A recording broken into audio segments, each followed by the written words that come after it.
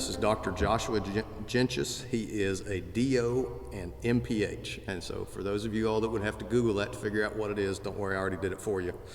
He's a doctor of osteopathic medicine and a master of public health.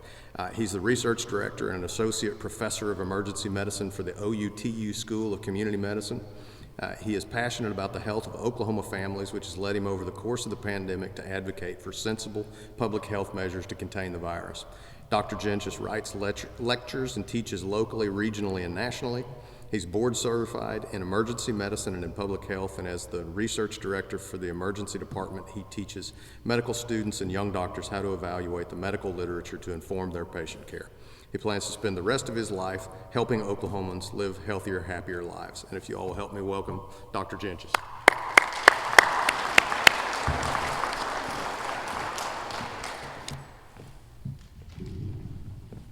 Thank you, Mike. Last time I was in this room, my dad broke a string in the middle of our third song. That was probably the most embarrassing thing that's ever happened to me.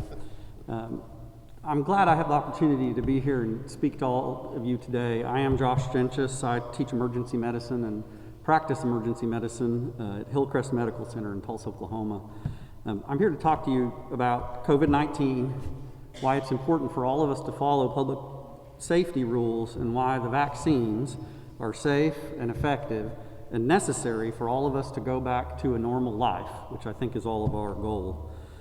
I'd like everybody to understand that this entire talk is based on the best available and newest evidence, and evaluating evidence is a big part of what I do for a living. As the research director for the emergency department, one of my main mandates is not just to do medical research, but also to teach my students and residents how to evaluate the medical literature. So whenever I tell you something is so, that is the best available evidence for whether or not it is so or not. I don't really know what everybody's level of understanding is about COVID, so I'm going to kind of start from the beginning. The SARS-CoV-2 virus, which causes COVID, came out of China at the end of 2019. It's a new virus to humans. That means that people don't have pre-existing immunity to this virus, and it's a respiratory virus, which means it gets in your lungs and affects your lungs, and then it can affect your heart and your kidneys and your liver and your brain and all your organs. The virus is dangerous. The risk of hospitalization if you get COVID is much higher for other respiratory viruses.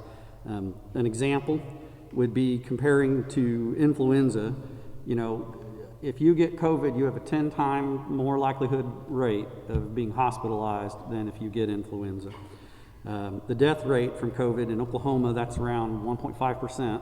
So that means of confirmed COVID cases in this state, 1.5% of those people died, and they died from COVID. That's also 10 times that of influenza. These risks are a lot higher if you struggle with being overweight, or if you have diabetes, or high blood pressure, or if you have pre-existing problems with your heart or lungs. In the first waves of COVID, that kind of peaked in January of this year.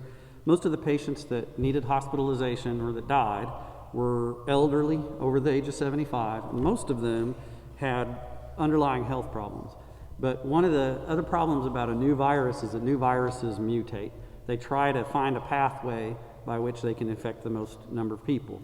It's not the virus thinking, it can't think, it's just basically a computer program encoded in some genes. But that's the effect. The virus will try to grow and get bigger, and so it will mutate and become more infectious, and that's where we are now. You may have heard of this new variant called the Delta variant.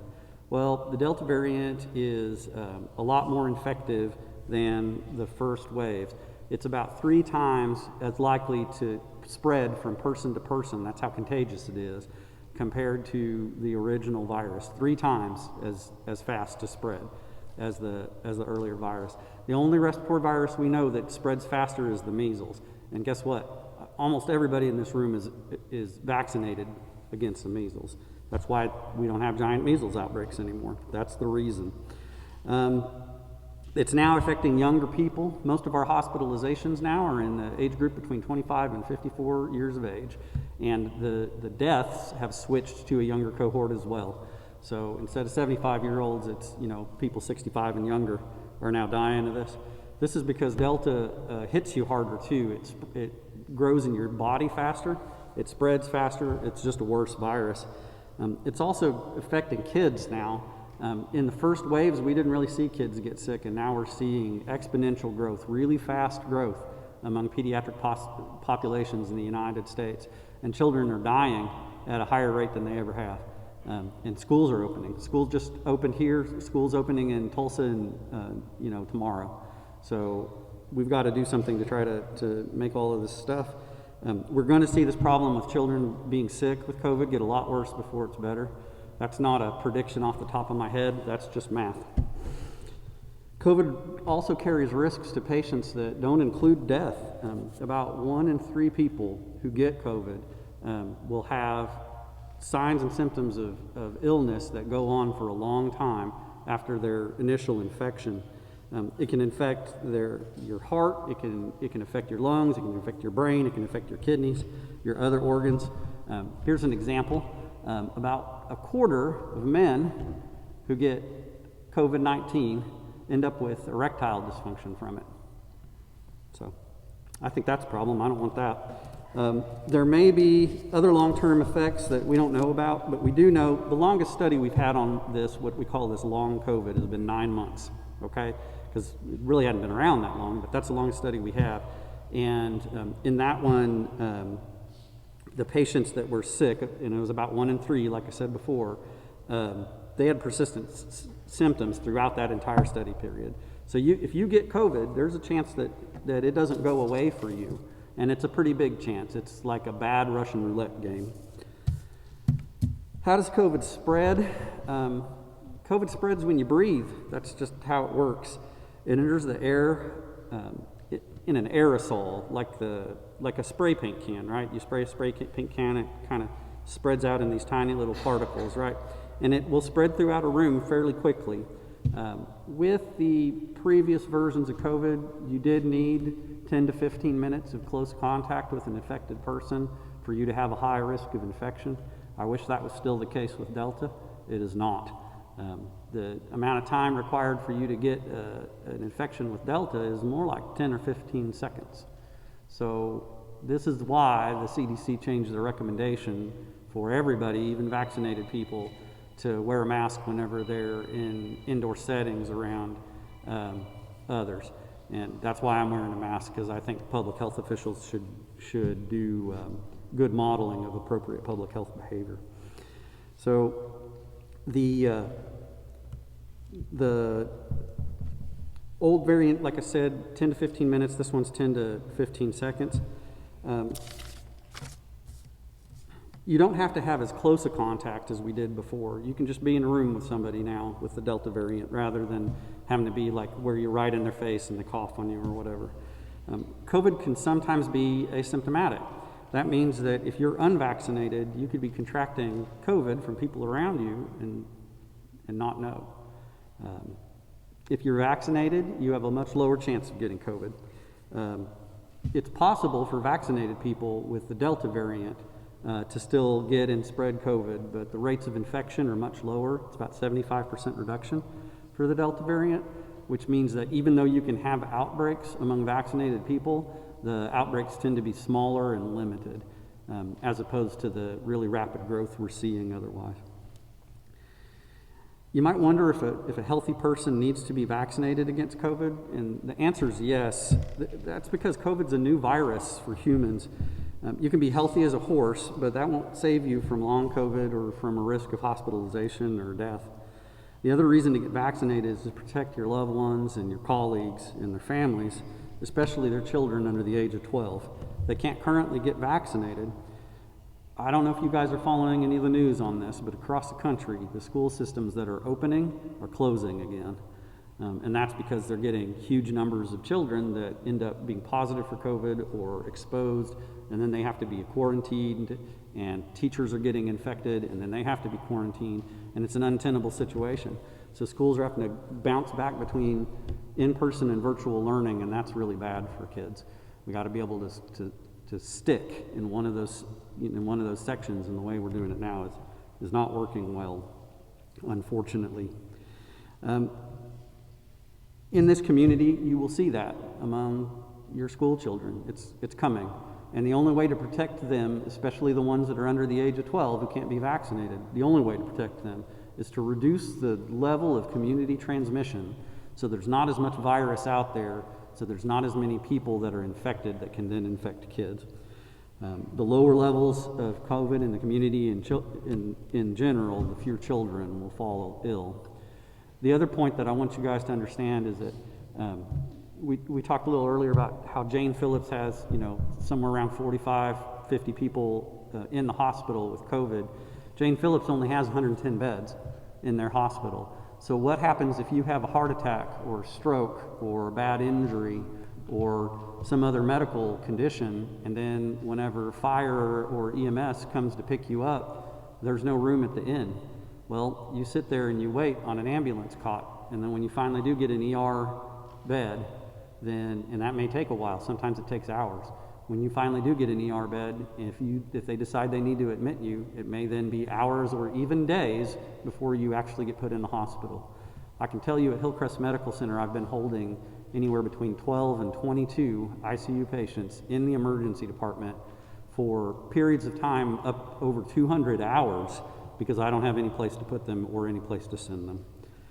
That is not ideal care, and it's also causing damage to our medical professionals. Our nurses and our ancillary staff are getting tired, and some of them are leaving, and then they don't return to work. When that happens, we are even less able to protect the community and keep people healthy and safe.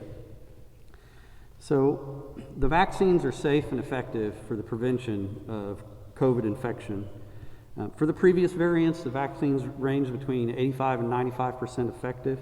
For the Delta variant, we're looking at closer to 75 to 85%. That's just because it can overwhelm your immune response because it grows so fast. That's still better, by the way, than the flu vaccine, which usually has about a 50% efficacy. It's ultimately, and unfortunately, that's not enough to completely prevent community transmission. And that means while the vaccine is necessary, we've got to have it to get out of this and back to our lives. Right now, until rates of COVID fall low enough that our healthcare system can kind of handle the load that we're looking at, it's still important that you wear a mask when you're around others indoors and quarantine yourself if you become ill. If you don't, you could spread COVID to someone vulnerable and then they could die. I don't want that on my conscience. I'm going to talk now a little bit about misinformation about the COVID vaccine. I'll see on Facebook and other social media, and sometimes from misguided people or people who are lying to suit their own purpose on television, a lot of lies about this vaccine. So I'm going to talk about some of them. The COVID vaccine is not experimental. That's just false. They went through a rigorous process evaluating them for safety and effectiveness in the United States. They went through 3 phases of the trials. They did not skip animal trials. They did animal trials on these. The reason this authorization is called an emergency authorization is because guess what? This pandemic is an emergency. It's a terrible emergency.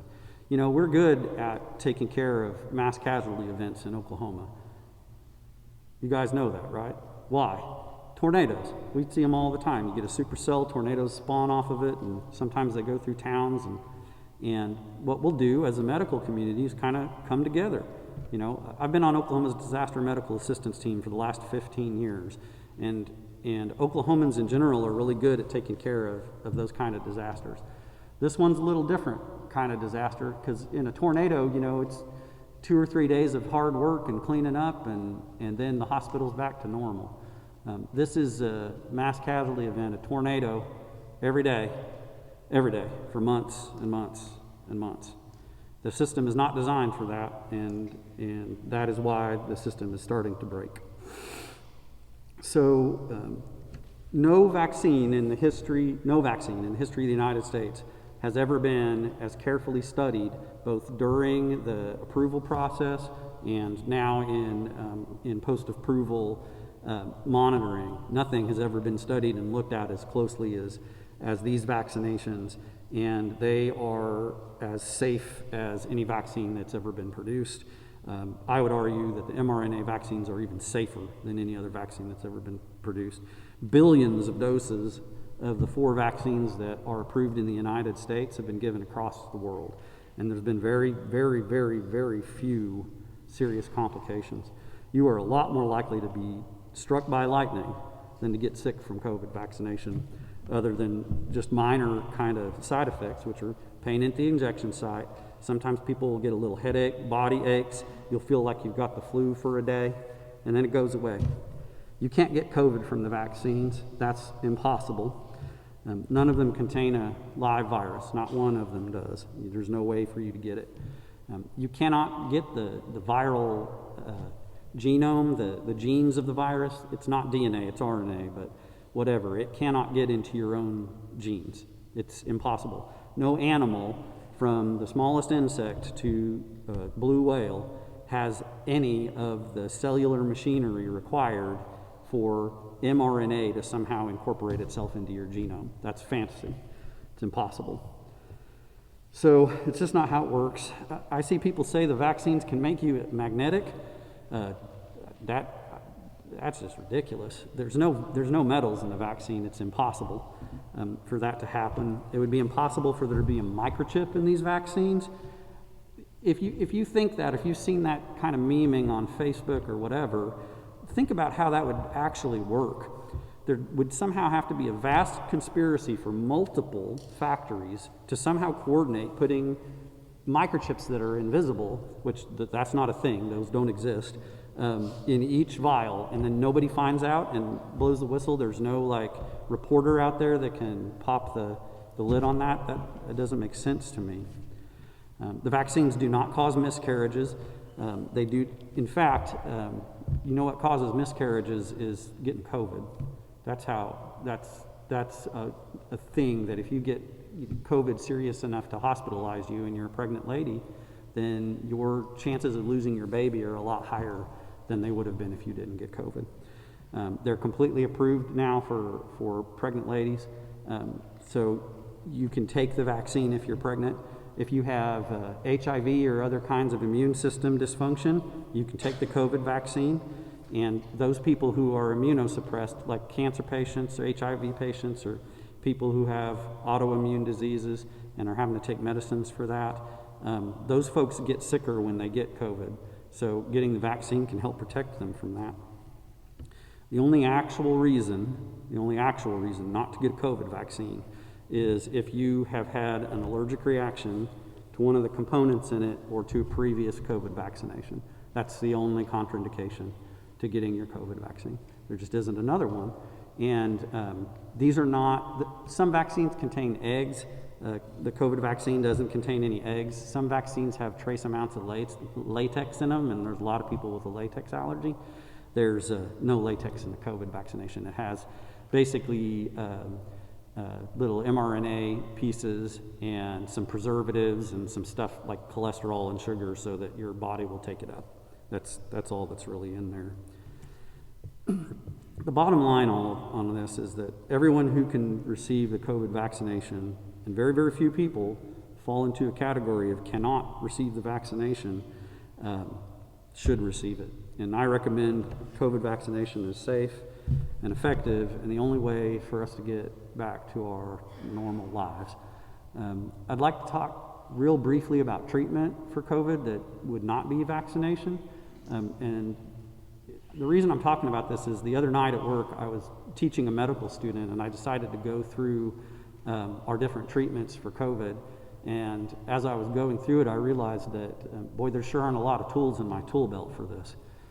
You come in the hospital with COVID, what I can do for you basically is increasingly invasive ways to give you oxygen until I have to put a tube in your throat and put you on your belly for however long that takes. I can give you steroids. Those may improve your symptoms by a little bit. We're not sure they really improve mortality very much. The remdesivir that we were using for a while has been shown not to be effective. Ivermectin does not work. It cannot work, and if you've seen data showing that it does work, most of that is based on one study out of Egypt that's now been retracted because they faked all their data. It just doesn't work. Hydroxychloroquine never did work. I don't have any other pharmaceutical ways to treat you once you're in the hospital. We do have monoclonal antibody that you can get if you're very early in the course and you're not that sick. It may help prevent you from progressing to becoming more sick. But that, if there is any actual improvement, it's maybe a 5 to 10% improvement. And the vaccine gives you 75% protection from getting COVID at all. And it gives you 90% protection from getting put in the hospital for COVID, or maybe a little higher, somewhere between 90 and 98%, depending on the study you look at. And it gives you a 99% chance, 99% better chance of not dying if you get COVID, if you have this vaccine. So you should take it for yourself and for your families and for the people around you. I'll hear people talk about freedom, about it's my freedom not to get the vaccine, it's my freedom not to wear a mask around others. And what I would counter with is that I feel like my freedoms have been pretty curtailed over the last couple of years, like a lot. My children weren't able to go to school. That's pretty inconvenient, right? We canceled a couple of vacations. All my kids' extracurricular activities got canceled. So, my daughter interested in gymnastics, that got stopped, cut off at the root. My boy has a lot of stuff he wants to do, and he can't do it now. He's 9, he can't be vaccinated. It's important. This is an important thing to talk about, and it's important for all of us to pull together. I feel like someone's, freedom to not wear a scrap of cloth on their face or to get a little jab in their arm shouldn't overwhelm my freedom to live my life like I want to. And all of us want this to be over so that we can go back to living our lives the way we want to. And the only way that it can be over is if we all pull together. Thanks.